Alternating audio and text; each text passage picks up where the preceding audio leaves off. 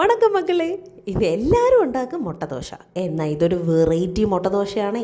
നമ്മുടെ പിസ്സയൊക്കെ ഇല്ലേ, അതുപോലെ ഇരിക്കും. പക്ഷെ ഞാനിവിടെ ചീസ് ഇട്ടിട്ടില്ല കേട്ടോ. കുനുകുനാന്നരിഞ്ഞ ഉള്ളി, കറിവേപ്പില, പച്ചമുളക്, മല്ലിയില, തക്കാളി, രണ്ട് മുട്ട 2 ദോശയ്ക്ക് ഓക്കെയാണ് കേട്ടോ. 2 മുട്ട പൊട്ടിച്ച് നമ്മുടെ ഒരു പാത്രത്തിലോട്ടിട്ടിട്ട് കുനുകുന അരിഞ്ഞ് എല്ലാ സാധനങ്ങളും കൂടെ നന്നായിട്ട് അങ്ങോട്ട് മിക്സ് ചെയ്യുക. നന്നായിട്ട് മിക്സ് ചെയ്തിട്ട് അതിൽ കുറച്ച് ഉപ്പ്, ഞാനിവിടെ ചില്ലി ഫ്ലേക്സ് ആണ് കേട്ടോ എടുത്തിരിക്കുന്നത്. ചില്ലി ഫ്ലേക്സ് എടുക്കാം, കുരുമുളക് പൊടി എടുക്കാം, വേണമെങ്കിൽ ഇത് രണ്ടും കൂടെ ഇടാം. അത് ഓരോരുത്തരുടെ ഇഷ്ടം പോലെ കേട്ടോ.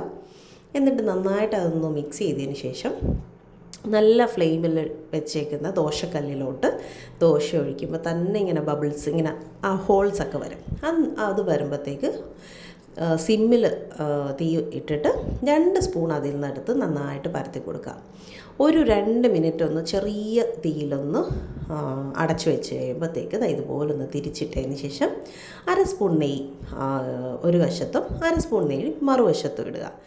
എന്നിട്ട് നന്നായിട്ട് മുരിച്ചിങ്ങോട്ട് എടുത്താൽ അടിപൊളി മുട്ടദോശ.